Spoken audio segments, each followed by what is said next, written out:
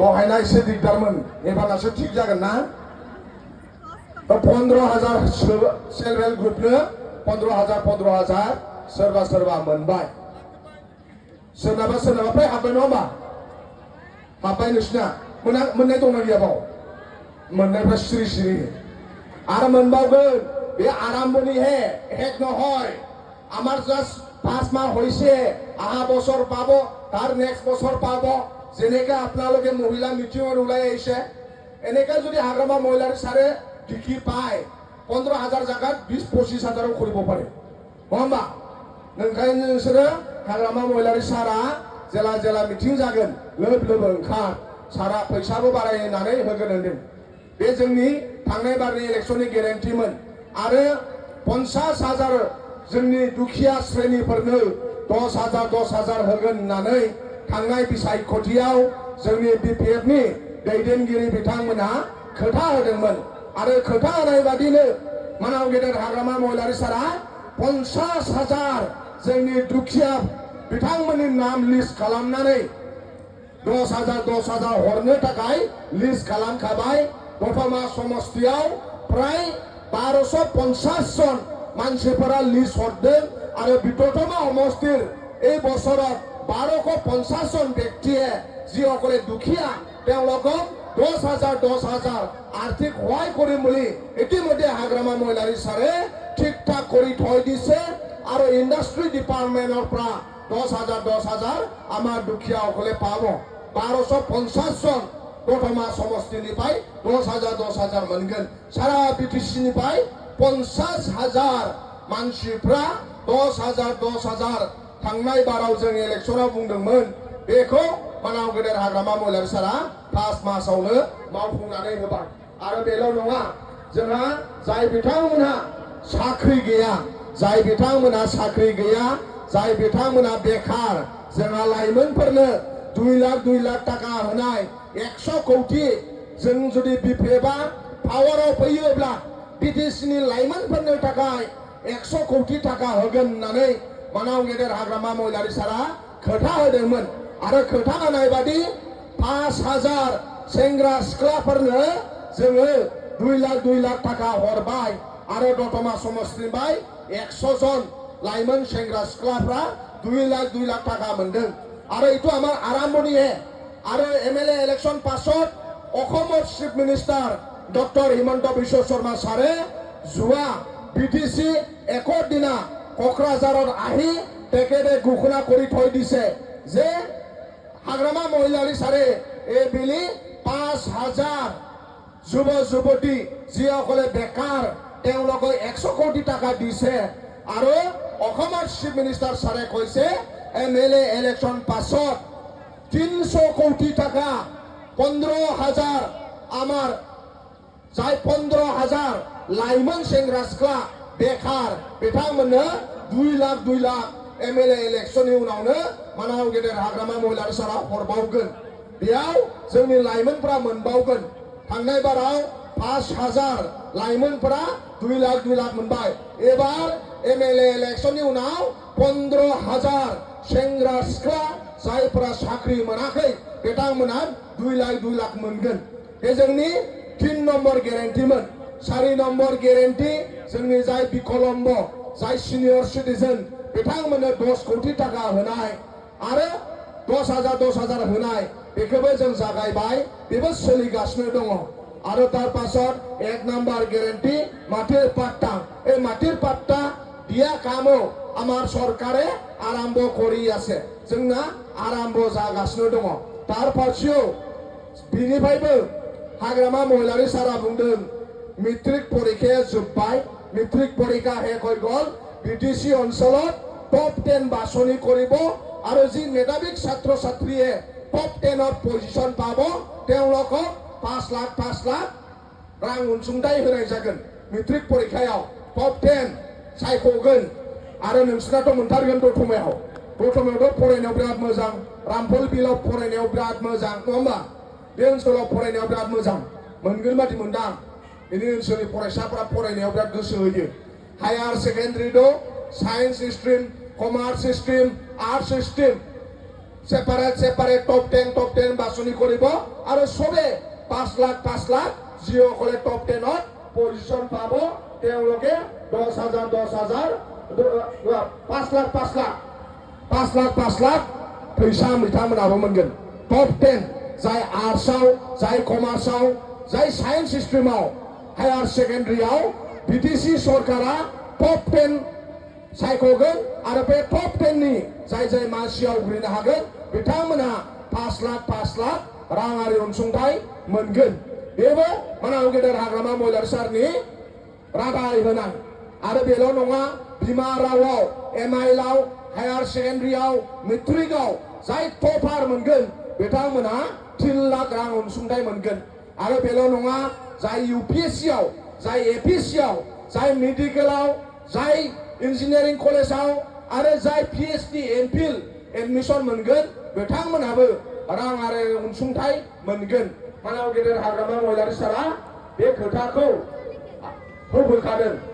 Maiga एसे गन्डगल दङ होमबा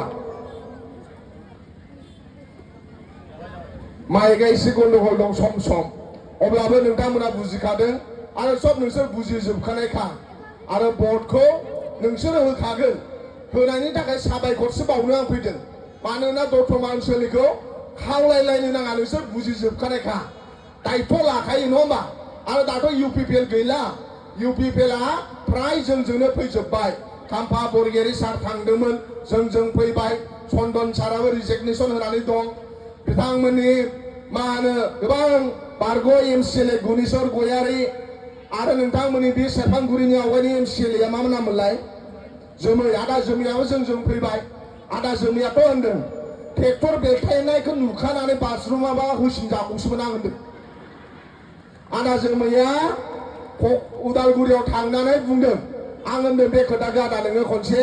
दतमानि रायजो राजानाबो बुंदो होननानै बिथाङा उदालगुरियाव बुंदों ट्रेक्टर सायावथ' आंबो दंमोन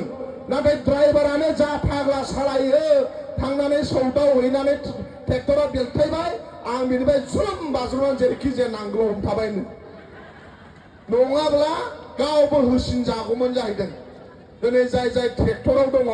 बिथांमोना गोलैहैबाय जाहैदों आदा जोमै जोंहा गुनेश्वर गयारि मावथि ब्रह्म हाज'वारि आवगायनि एमसिएलए बिथांमोना जोंनि दोलोआव फैजोबबाय आरो गोबां आरो नै दसे सिगां बरमानि एमएलए भुपेन बर' आदाया इउपिपिएलनि एमएलए सिटिं एमएलए इउपिपिएलखौ रिजाइन होबाय आरो बिपिएफआव हाबनोबो हागौ नङा होमबा गबिन्द सार इउपिपिएलखौथ' रिजाइनेसन होसिगोन डिपुटि चिफआनो बिथांमोना दा इउपिपिएलआव थानाय नंला आरो बोरै थानो प्रमद बर'आ आंबो प्रमद बर'जों लोगोआव एबसु मावनाय प्रमद बर' आदाया एबसुनि प्रेसिडेन्ट 12 बोसोर जानानै गावनि लोगोफोरखौ प्रेसिडेन्ट जाहोआखै लबा सोरबा 12 बोसोर प्रेसिडेन्ट जायो नामा आरो दा मा खालामबाय प्रमद बर'आ रायजो सभानि एमपि इउपिपिएलनि प्रेसिडेन्ट गयबारिनि एमसिएलए आरो एमएलए गेलेनो दारायबावनो नागिरदों ओरैबायदि लबिया सासे मानसियानो एमसिएलए सासे मानसियानो एमएलए सासे मानसियानो एमपि जायो नामा जायो नोंसिनि गामियाव बिदि दं सासे मानसियानो सेक्रेटारि सासे मानसियानो गावबुरा बिदि नुगोन नोंसोरो हा दा प्रमद बर'नि बेलायाव बिदिनो गावनो गावबुरा गावनो सेक्रेटारि गावनो सबकुस गावनो एमसिएलए गावनो एमएलए गावनो एमपि बिराद लबिया ओरैबायदि लबिया आंनो दाखालि बावैसो आदा जोमैया खिन्थाखुमादों हो नोंसिनिनो बेसोर दाखालि खिन्थादों प्रमद बर'आ आवगाय सुइजारलेण्ड बानायनो होनदोंमोन ना सुइजारलेण्डथ' बानायनो हायासै फुल साप्लाय होदोंमोन जाहैदों नोंसिनि बे सेरफांगुरि टाउनाव फुल साप्लाय होगोन ना होआखैमोनथाय क'क्राझाराव होदों क'क्राझाराव दखान फुल थाब दोनहैबाय थाब दोनहैनानै दाना दखाननिफ्राय दै लुयि जाहैदों रानजानो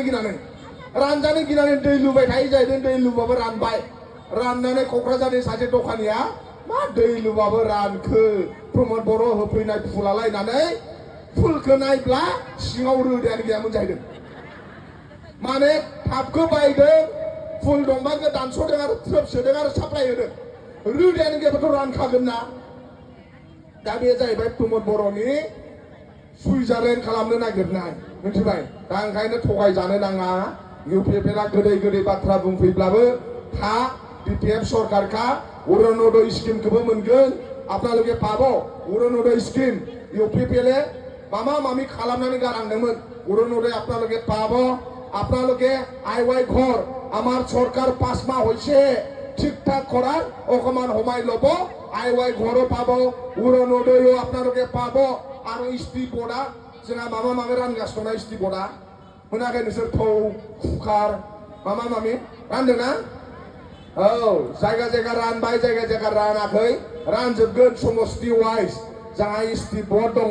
बिथांमोना रानगोन मोनजोबगोन दा जोंहा बे जागायनायल' सेल्फ हेल्प ग्रुपनोबो फैसा होनाया जागायनायसो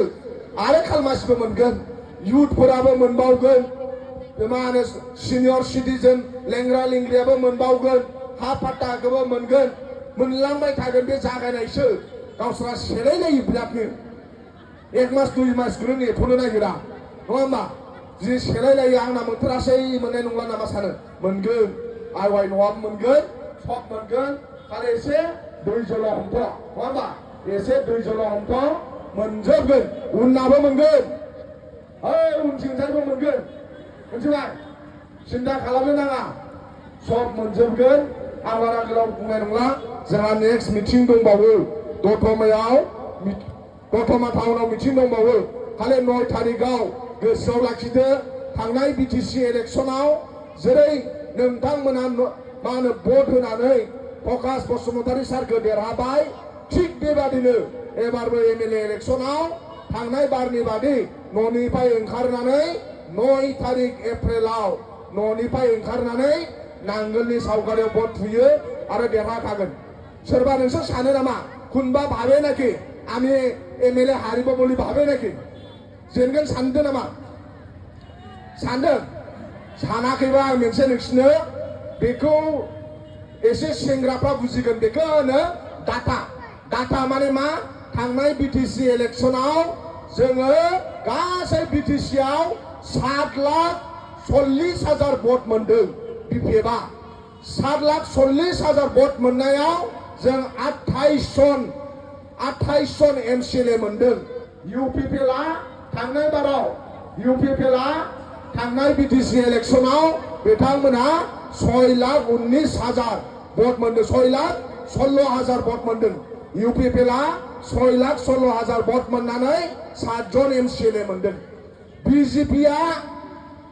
बिथांमोना सब समस्तियाव गेलेयाखै बिजेपिआ 30टा समस्तियाव गेलेनानै 5.5 लाख भट मोनदों बिजेपिआ आरो बिथांमोना 7 एमसिएलए मोनदों कंग्रेसआ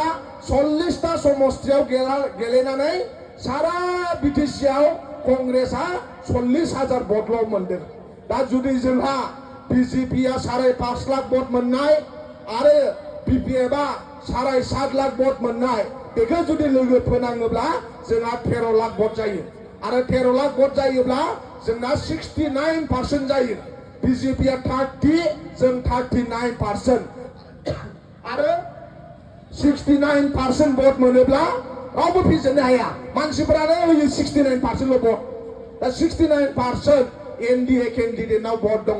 इउपिपिएलआ थांनाय बाराव शिफ्ट थानानै डिपुटि शिफ्ट थानानै एमएलए मन्त्रि थासेयावबो प्रमोद बर'आ 6,16,000 भट मोनदों बिथांमोना जुदि कंग्रेसजों लोगो जायो अब्लाबो 40,000 भट प्लास जागोन आरो इउपिपिएलआ बेसेबां फैसा गारोब्लाबो बिथांमोनाव बारायनायाव गैला खमायनायावसो सै दा इउपिपिएलनिफ्राय जोंनाव हाबनायासो दंसै जोंनिफ्राय इउपिपिएलआव थांनाय गैला ओंखायनोथ' गबिन्द बसुमतारी डिपुटि चिफ सारा बे डाटाखौ नायनानै आं उदालगुरियाव एमएलए गेलेलालै होननानै सारेन्डार जाखादों लेखा गोरों नालाय सालाखा दा ओंखायनो जाय लेखा गोरों इउपिपिएलना एसे एनै बुजिनो गोरों बिथांमोना मा बुंबाय जानला मोनला थाखा फैसा गारना लाब गैला आं गेलेला होननानै मालाय जिरायखाबाय जाय एसे दुगा दं एसे थिफुला बिथांमोनासो गेलेनो नागिरगासिनो दङ मिथिबाय दा ओंखायनो इउपिपिएलआ खुनु पट्टे देरहाया बेखौ होनो डेटा आरो डेटाया बेखौ डेटाखौ जाय नायो बेखौ मोजाङै बुजिगोन जोंनाव प्राय 13 लाख भट दं एनडिएआ आरो बे 13 लाख भटआ 69% जायो ओंखायनो मानाव गेदेर हाग्रामा महिलारि सारा होनदों एनडिए हिसाबै जों गेलेगोन आरो 15टा एनडिए नि जोंहा बिजाथि जोङो बिटिसि निफ्राय 15टा जों देरहालांगोन बेखौ बिथाङा बुंबाय थादों आं बेखिनिखौनो बुंबाय जोबथारनायाव नोंथांमोनखौ लोगो मोननानै गोजोननाय थाबाय आरो 9 तारिखआव नांगोलनि सावगारियाव भट थुगोन बेखौ मिजिंथिनाय थाबाय आरो आंनि बुंनायखौ एसेयावनो फोजोबबाय थेंक इउ